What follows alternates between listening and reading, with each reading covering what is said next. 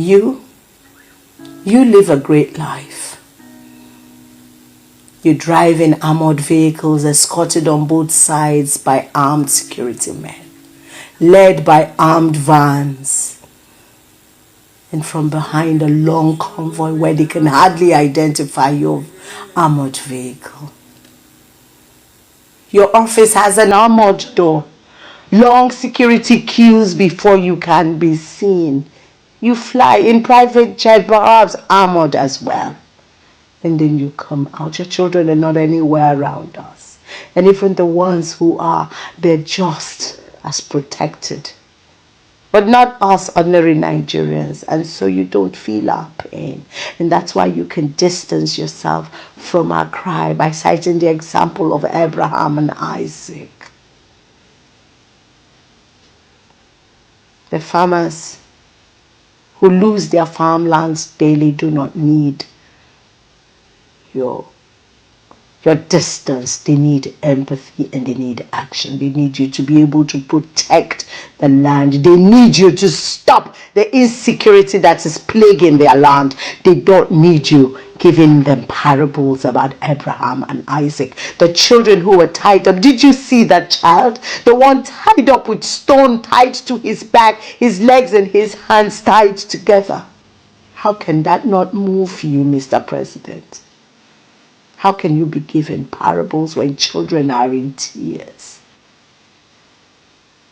May no parent go through this fear of knowing that they may be the ones to bury their children, or worse, not even see the corpse of their children. Find better answers. And let all those who say this insecurity has always been here know that one day it might be their turn. Let them know that the land bleeds. What is flowing on our rivers is not water, it is the blood and tears of Nigerians. Let that mean something to you, Mr. President. My name is Hilda Dakubo, and this is the Oracle, and this Oracle will continue to speak. My people, let us talk truthfully, seriously. What exactly is the life of a Nigerian worth?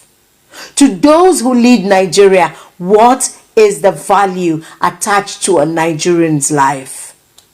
There are moments when a nation listens to its leaders and feel reassured.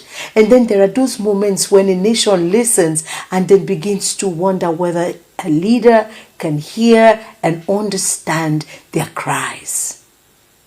Mr. President Bola Ahmed Tinubu, Nigerians are not Isaac. I have watched this interview over and over and over, and one question has continued to plague my mind, and that is, did you even understand the question?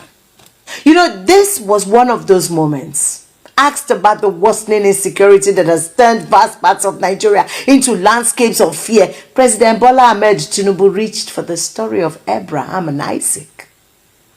Abraham, Isaac, sacrifices and faith, a biblical lesson, a sermon.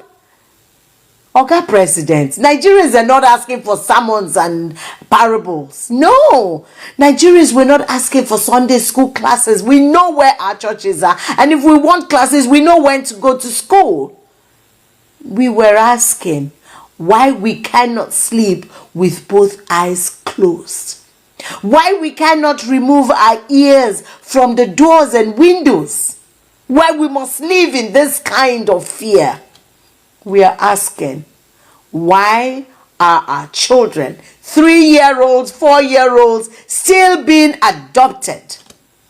That's our question. Why are villages still being raided?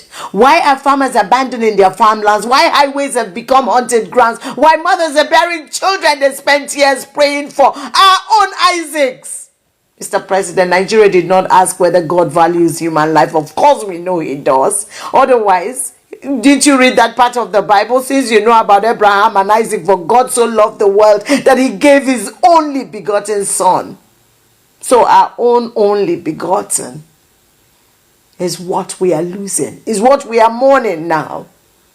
So the question that we asked was why this government appears unable to protect the land, property, and people. That is the question, Mr. President Bola Ahmed Tinubu. And guess what? No amount of scripture can hide that.